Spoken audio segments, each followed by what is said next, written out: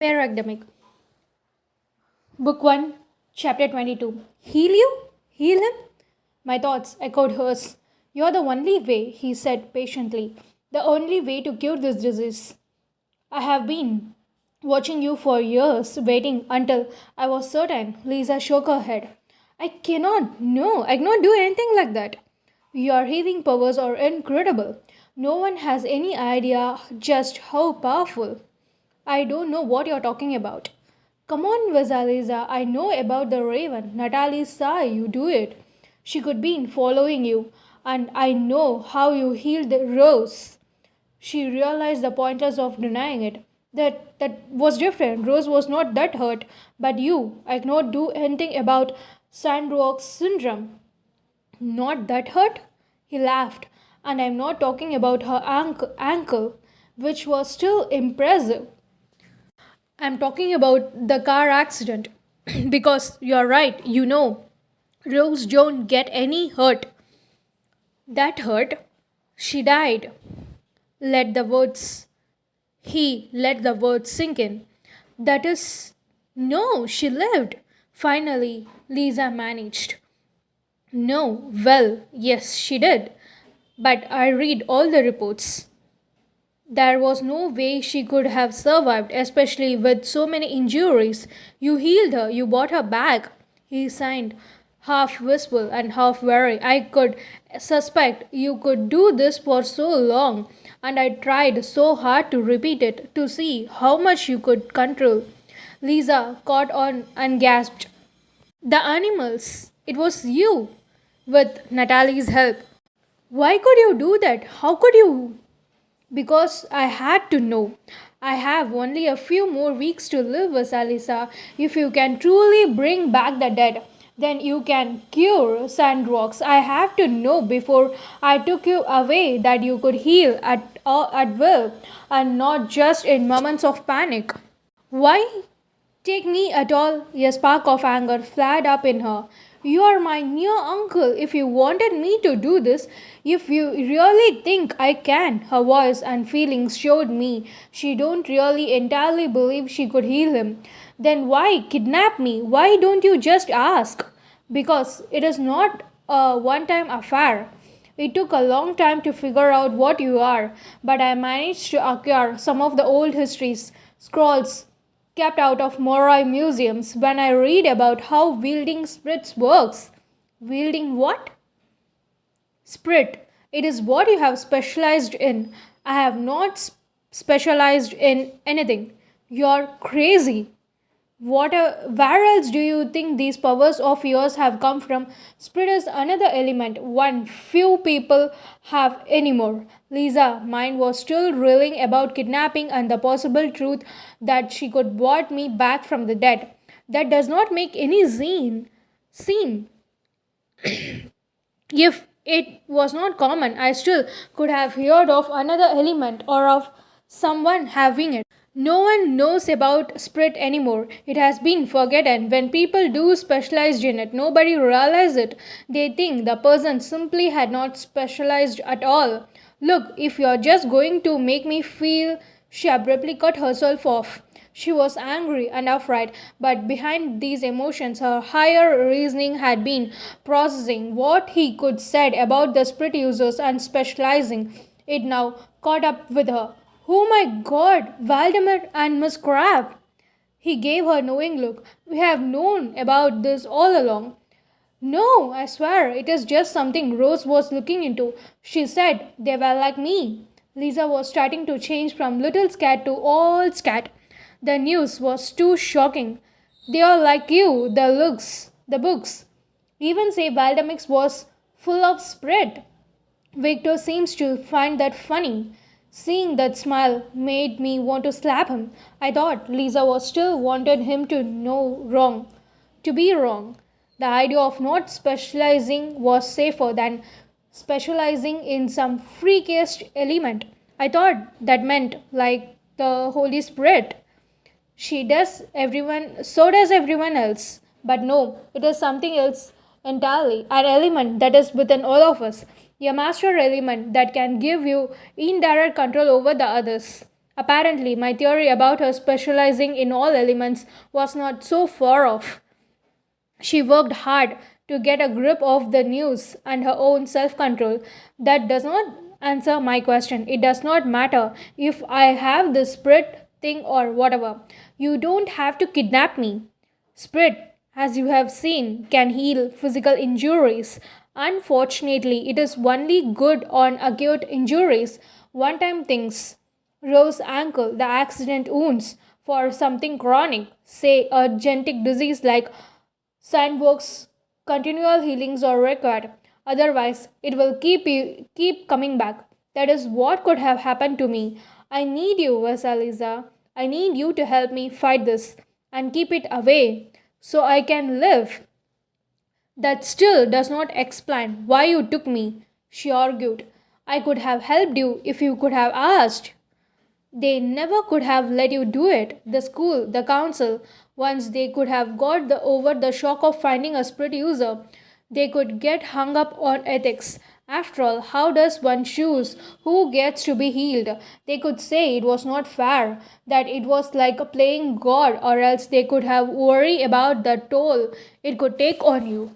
She flinched, knowing exactly what toll he referred to. Seeing her expression, he nodded, yes, I won't lie to you. It will be hard. It will exhaust you mentally and physically. But I must do it. I'm sorry. You will provide it with feeders and other entertainments for your services. She leapt from the chair. Ben immediately stepped forward and pushed her back into it. And then what? Are you going to just make me a prisoner here? Your own private nurse? He made the annoying, open palmed gesture again. I'm sorry, I have no choice. White hot anger blasted away the fear inside of her. She spoke in a low voice. Yes, you don't have the choice because this is me we are talking about. It is better for you this way. You know how the others turned out. How Valdemar spent the last of his days stark, raving mad.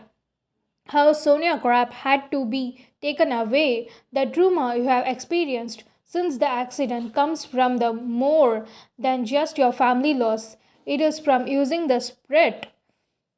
The accident woke up the spirit in you. Your fear over seeing Rose dead must it made it burst out, allowing you to heal her.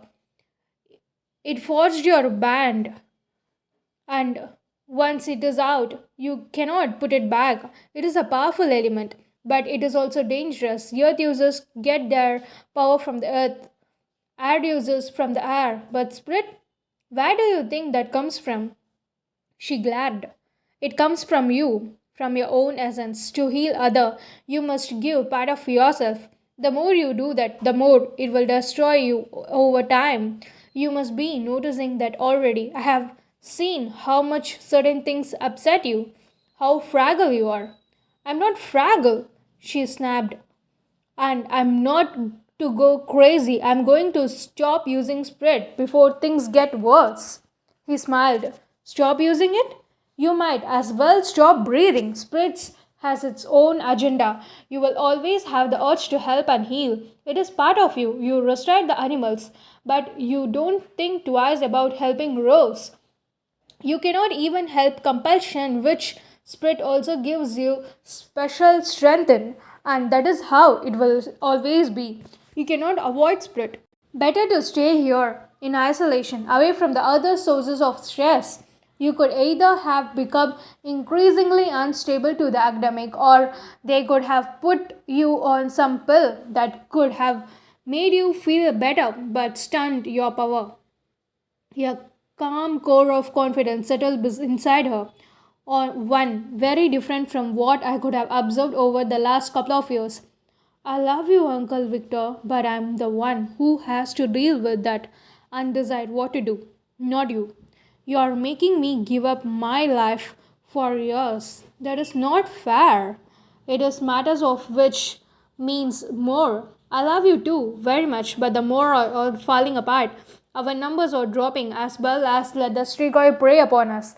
We used to be actively seek them out. Now Titan and the others leaders hide away. They keep you and your peace Peers isolated. In the olden days, you were trained to fight alongside your guardians. You were taught to use magic as a weapon. Not any longer. We wage. We are victims. As he shoved off, both Lisa and I could see how caught up in his passion he was. I could have changed that if I were a king. I could have brought about a revolution the likes of which neither Morai nor Strigoi have ever seen. I should have been Titan's heir. She was ready to name me before they discovered the disease, and then she could not. If I were cured,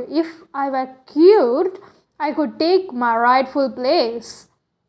His words triggered something inside of Lisa, a sudden consideration of the state of the Morai. She could never contemplate what he could said about how different it might be if Morai and their guardians fought side by side, or to get rid of the world of Strigoi and their evil. It reminded her of Christian and what he could said about using magic as a weapon too. But even if she did appreciate Victor's conventries, neither of us thought it was worth what he wanted her to do. I'm sorry, she whispered. I'm sorry for you, but please don't make me do this. I have to. She looked him straight in the eyes. I won't do it. He inclined his head, and someone stepped forward from the corner. Another Morai, no one I know, walking around behind Lisa. He tied her hands. This is Keith. Victor held his hands out towards her free ones. Please, Vasalisa, take my hands. Send the magic through me, just as you did with Rose. She shook her head. No. His voice was less kindly when he spoke again. Please, one way or another, you will heal me. It could rather be in not your terms, not ours. She shook her head again. He made a slight gesture towards Kent, and that is when the pain started. Lisa screamed. I screamed. In the SUV, Dremit's grip on the wheel jerked in surprise, making us veer. Casting me an alarm look, he started to pull over. No, no, keep going. I pressed my palms to my templates. We have to get there. From behind my seat, Alberta reached forward and rested a hand on my shoulder. Rose, what is happening? I blinked back tears. You're torturing her with air. This guy, Keith, he is making it press against her, into her head. The pressure increased. It feels like her skull's going to explode. I started sobbing. Rimmets looked at me out of corner of his eyes and pressed the gas pedal down harder. Keith, don't stop with just the physical force of air. He also used it to affect her breathing. Sometimes he could smooth her with it. Other times he could take it all away and leaving her gasping after enduring all that first-handed, and it was bad enough second-handed. And I felt pretty confident I could have done anything they wanted. And finally, she did. Hurting and blearily eyed, Lisa took Victor's hand. I could never been in her head when she worked magic and don't know what I expect. At first, it felt nothing, just a sense of consideration. Then it was like I don't even know how to describe it. Colors and light and music and life and joy and love. So many wonderful things. All the loving things that make up the world and make it worth living in. Lisa summoned up all of those things, as many as she could, and sent them into Victor. The magic flowed through both of us, brilliant and sweet. It was alive, it was her life. And as wonderful as it was all felt, she was growing weaker and weaker. But as all of those emotions, elements bound by the mysterious spirit element flowed into Victor, he grew stronger and stronger. The change was starting. His skin smooth, no longer wrinkled and poked. The grey, thinning hair filled out, turning dark and lustrous once more. The green eyes, like jade-like, sparkled again, turning alert and lively. He became the Victor she remembered from her childhood. The exhausted Lisa passed out. In the SUV, I tried to relate what was happening. Drummond's face grew darker and darker, and he spat out a string of Russian swear words he still had not taught me of the meaning of. When we were a quarter mile from the cabin, Alberta made a call on our cell phone, and our whole convoy pulled over. All of the guardians, more than a dozen, got out and stood hurriedly planning strategy. Someone went ahead to scout and returned with a report of the number of people inside and outside the cabin. When the group seemed ready to despair, I started to get out of the car. Drummond stopped me. No, Rosa, you stay here. The hell with that. I have to help her. He cupped my chin with his hands, fixing me with his eyes. You have helped her. Your job is done. You did it well. But this is not any place for you. She and I both need you to stay safe. Only the realization that arguing could delay the rescue kept me quiet. Swallowing back any protesters, I nodded. He nodded back and joined the others. All of them slipped off into the woods, blending with the trees. Signing, I kicked the passenger seat back and lay down. I was so tired. Even the sun poured through the windshield. It was night for me. It could been up for most of it, and a lot had happened in that time between the adrenal of my own role and sharing Lisa's pain. I could have passed out just like she had, except she was awake now. Slowly, her precautions dominated mine once more. She lay on a couch in the cabin. One of the Victor's henchmen must have carried her there after she fainted. Victor himself, alive and well now, thanks to his abuse of her, stood in the kitchen with the others as they all spoke in low voices about their plans. Only one stood near Lisa, keeping watch. He could be easy to take down when Drummond and badass team burst inside. Lisa studied the lone guardian and then glanced at a window beside the couch. Still dizzy from the healing, she managed to sit up.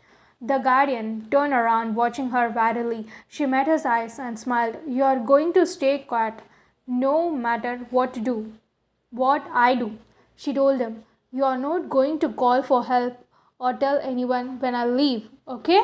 The threat of compulsion slid over him. He nodded in agreement. Moving towards the window, she unlocked it and slipped the glass up. As she did, a tremble of consideration played through her mind. She was weak. She don't know how far from the academic, from anything. Really, she was. She had no clue how far she could get before someone noticed. But she also knew she might not get another chance at escape. She had no intention of spending the rest of her life in this cabin in the woods. At any other time, I could have cheered on her boldness, but not this time, not when all of the guardians were about to save her. She needed to stay put. Unfortunately, she could not hear my advice. Lisa climbed out of the window and I swore out loud. What? What did you see? Asked a voice behind me. I jerked up from my reclining position in the car, banging my head on the ceiling. Glancing behind me, I found Christian peering up from the cargo space behind the farthest back seat. What are you doing here? I asked. What it does look like? I'm a stormway. Don't you have a consciousness or something? He he's like it does not matter. He shudged like it does not matter. What a great pair he and Lisa were. Neither afraid to take on crazy feats while seriously injured. Still, if Kirova had made me stay behind, I could have been right beside him in the back. What is happening? He asked. Did you see something new? Hesitantly, I told him. I also got out of the car as I spoke. He followed. She does not know our guys are already coming for her. I'm going to get her before she kills herself with exhaustion. What about the guardians, the schools? I mean, are you going to tell them she is gone? I shook my head. They are probably already bursting down the cabin's door. I'm going after her. She was somewhere off to the right side of the cabin. I could head in that direction, but could not be able to get very precise until I was much closer to her. Still, it does not matter. I had to find her. Seeing Christian's face, I could not resist giving him a dry smile. And yeah, I know you're going to come with me.